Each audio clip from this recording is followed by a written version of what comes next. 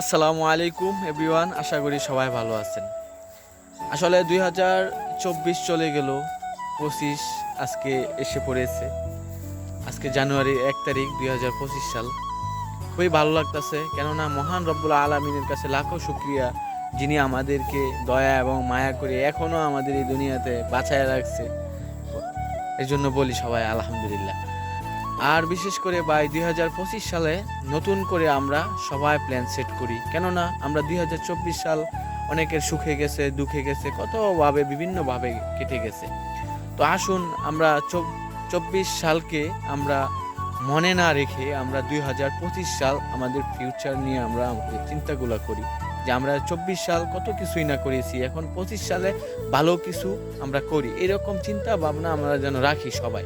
কেননা ভাই, যদি আমরা পুরনো স্মৃতিগুলোকে আমরা ধরে সামনেও আমরা কাঁদতে থাকি বা সামনেও আমরা ওইগুলো নিয়ে আমরা পড়ে থাকি, তাহলে আমাদের পিছনের যেই অতীতগুলা ওইগুলো নিয়ে আমরা যদি আরও কষ্ট বাড়াই, তাহলে তো আমাদের কোনো ফায়দা আসতেছে না।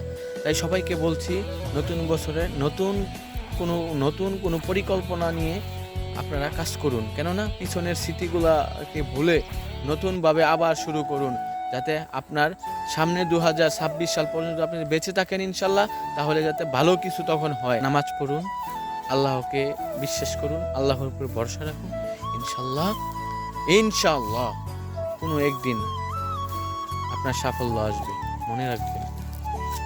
তো অসংখ্য ধন্যবাদ সবাইকে, নতুন বছরের শুভেচ্ছা ও অভিনন্দন। ভিডিওটি ভালো লাগলে লাইক এবং শেয়ার করে সবার মাঝে ছড়িয়ে দেন। সবাইকে অসংখ্য ধন্যবাদ। আসসালাম।